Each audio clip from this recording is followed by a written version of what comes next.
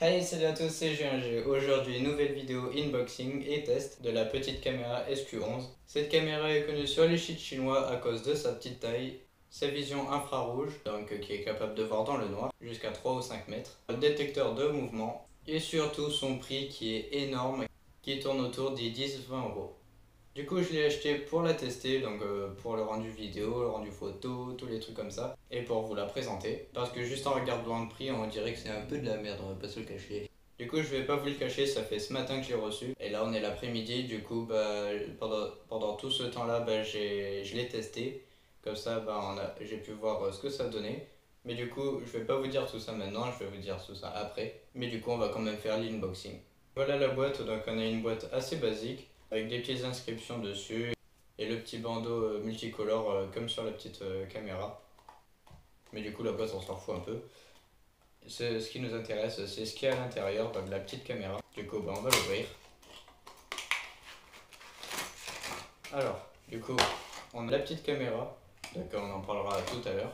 Donc ici on a une petite pince, donc on peut la mettre sur les vêtements. On met la petite caméra dans les petits trucs qui la tiennent comme ça, par l'arrière de la caméra. Et comme ça, on peut l'accrocher sur les vêtements pour faire des caméras cachées, etc. Et on a donc le petit socle qui va avec, qui peut pivoter, s'orienter, etc. Donc on peut clipser le truc là-dessus. Et comme ça, on peut la faire pivoter, on la met dans tout le sens qu'on veut. Du coup, c'est un petit plus, ça fait plaisir. Voilà, c'est très bien. Donc on a le petit câble de charge qui permet de recharger donc la caméra, à peu près logique, et de relire les vidéos sur la télé ou l'ordinateur. Donc si vous avez encore les prises comme ça, maintenant ça devient rare. Mais bon, si vous en avez encore une, et ben voilà, tant mieux. Du coup, on a la petite prise comme je viens de vous le dire. On a la prise USB pour la brancher sur un bloc pour recharger la caméra. Ou alors relire les vidéos sur l'ordinateur en le branchant en USB, voilà. Et donc bien sûr la petite prise qu'on relie à la caméra, donc c'est du mini USB. Et on a bien sûr la notice que là je ne vais pas la jeter dans tous les sens parce que là il faut vraiment la voir cette notice, sinon vous regardez sur internet vous l'avez aussi. Même en français c'est plus simple. Du coup voilà, on a la petite notice qu'il faut absolument garder, donc en chinois et en anglais. Donc moi depuis tout à l'heure je me suis débrouillé en anglais, moi ça suffit tant que c'est pas de l'allemand, des trucs comme ça. Du coup voilà, du coup j'ai réussi à comprendre, je l'ai utilisé comme ça et donc c'est bien expliqué, c'est très bien. Il y a juste quelques mots qui ont été traduits à la chinoise, donc qu'on comprend rien de ce qu'ils ont dit, donc qui ne veut rien dire au final.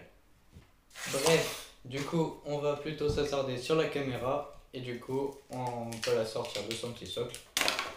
Et là on a la petite caméra bien enveloppée. Voilà. Et là, donc, on a accès à la petite caméra. Donc, elle est vraiment super bien finie. Enfin, pour ma part.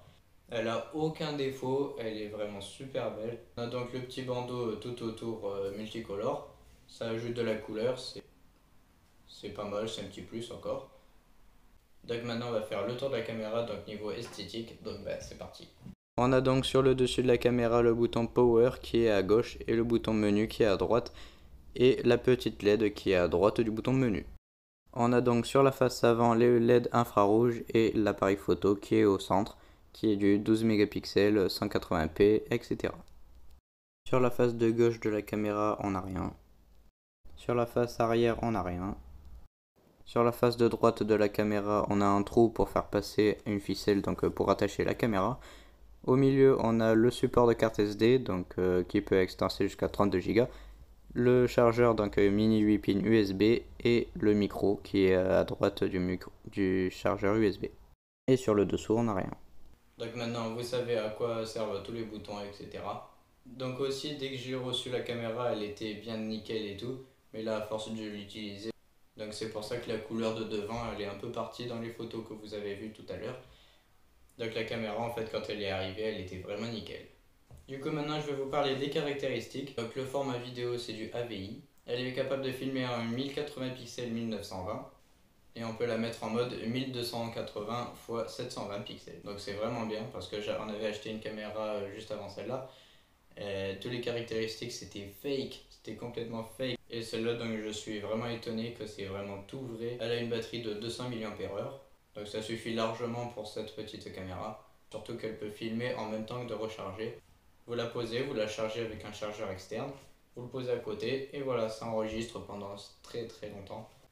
Elle est capable de supporter jusqu'à une mémoire de 32 Go. Elle charge en 100 minutes, mais pour être vraiment sûr qu'elle soit bien chargée, dès que la LED rouge passe, dès que la LED elle passe au rouge, on attend 30 minutes et comme ça, on est sûr que la batterie soit à 100%. Comme ça, on est sûr que la batterie soit à 100%. Le chargeur, c'est du mini 8 pins USB. Donc comme je vous l'ai dit tout à l'heure, elle a la capacité de voir jusqu'à 3 ou 5 mètres dans le noir complet. Donc grâce aux petites LED infrarouges. Et le type de batterie, c'est du lithium polymère. Et maintenant, le plus important, c'est donc vous expliquer comment tout ça fonctionne. Après, je me sois bien emmerdé avec la notice. Mais maintenant, j'ai tout compris et je vais vous expliquer ça en vidéo. C'est plus simple à comprendre. Donc, c'est parti. Du coup, pour commencer, il va falloir insérer une carte mémoire. Donc, moi, j'ai mis 16 Go. Du coup, moi, ça suffit largement. Sachant qu'on peut mettre jusqu'à 32 Go. Du coup, maintenant, on va pouvoir allumer la caméra. Donc on reste appuyé 2 secondes sur le bouton Power, la LED bleue clignote et reste fixe. Ça veut dire qu'elle est prête à faire un enregistrement vidéo donc en 720 pixels. Et si on veut augmenter, donc la mettre en 1080, il suffit juste d'appuyer une fois sur ce bouton là. Donc là elle est rouge et bleue mais on ne le voit pas tellement. Du coup voilà, là elle est censée filmer en 1080. Donc tout ça c'est vrai, j'ai testé, c'est validé.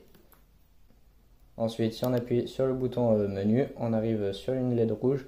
Ça veut dire qu'elle fait des photos. Donc là, il y a la possibilité de faire des photos. Donc on va en faire une. Donc on appuie juste sur le bouton Power. Donc la LED va s'éteindre et s'allumer. Tac, tac. Voilà. Là, elle a fait une photo donc de devant. Donc elle a fait une photo en 12 mégapixels. Et moi, je trouve que les photos, elles sont vraiment bien. Pour une caméra de cette taille, à ce prix, bien sûr. Donc c'est vraiment bien. Après, si on appuie sur le bouton menu, tac, on arrive du coup sur la LED bleue. Et du coup, ça recommence.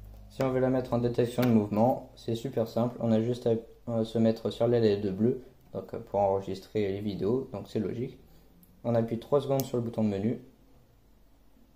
Et voilà, donc là, ça clignote rouge et bleu. Et du coup, là, c'est en mode capture de mouvement. Mais là, du coup, j'ai peut-être bougé. Du coup, ça a peut-être filmé. Ça, on peut pas trop savoir. Ah, voilà. Là ça a clignoté, ça veut dire que c'est en train de filmer, que ça a détecté le mouvement. Du coup voilà, il y a juste ça qui permet de savoir que ça a bougé. Du coup voilà, après tac, on appuie ici, ça s'est arrêté. C'est super simple. On peut mettre en marche les LED infrarouges, donc on peut les mettre en arrêt ou en marche. Et là on a juste à appuyer 2 secondes sur le bouton Power.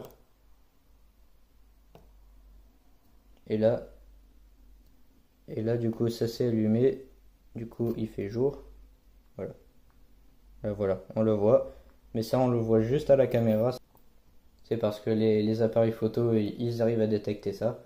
Donc là, on peut voir que c'est allumé. Et si on reste 2 secondes appuyé, ça va s'éteindre. Voilà, ça s'est éteint. Donc elle a mis un peu de temps à comprendre. Parce que du coup, je suis resté un peu plus longtemps que 2 secondes. Du coup, voilà, elle s'est quand même éteinte. Du coup, j'ai fait un test dans la nuit complète et ça a marché. Mais bon, 3 à 5 mètres, c'est vraiment exagéré. C'est, on va dire, 2 mètres et demi maximum. Parce que, ou alors, il faut vraiment la nuit complètement noire.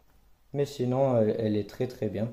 Donc, vous mettez la note sur 20 ici, donc de cette caméra de Scalpan, de ce que vous en pensez. Moi j'y mets bien un 18 sur 20 parce qu'elle est arrivée juste 3 jours après la semaine que parce que je l'ai commandé en envoi rapide et du coup ça a augmenté le prix à 20 euros. Du coup cette caméra je l'ai pris en envoi rapide donc en une semaine et elle est arrivée juste 3 jours après la semaine que j'ai attendue. Mais 3 jours après c'est pas exceptionnel, c'est pas comme si c'était un mois quoi, voilà. Donc si vous voulez savoir le site où je l'ai acheté, allez voir dans la description. C'était Julien G, donc n'hésitez pas à vous abonner, liker, mettre des commentaires, partager, etc. C'était Julien G, ciao.